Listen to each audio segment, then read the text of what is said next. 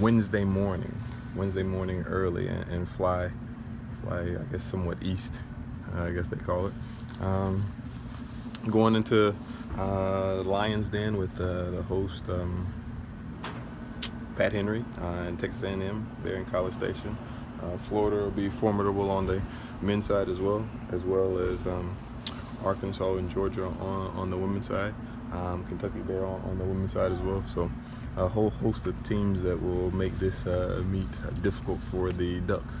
And I think we're up for the challenge. I think I told our kids ever since the fall that if we worry about us, we'll be happy in the outcome. And so we'll continue to live and take on that mantra as we head into this weekend.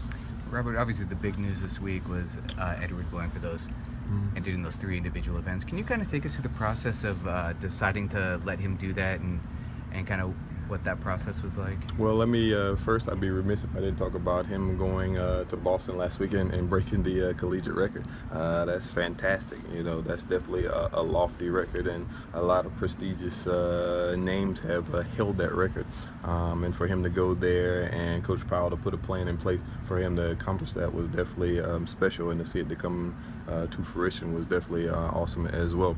But as far as the entry procedure, it's kind of one of those things to where we have some options there, and of course, yes, you see the options that they force us and make us do there on the entry seat.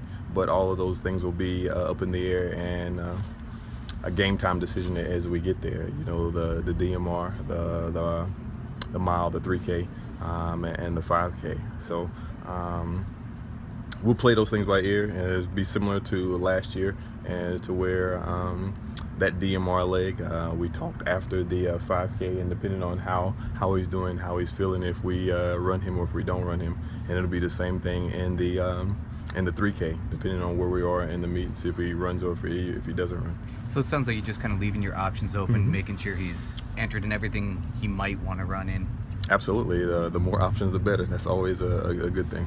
Your women's team is being talked about as maybe an all-time best women's team ever indoors.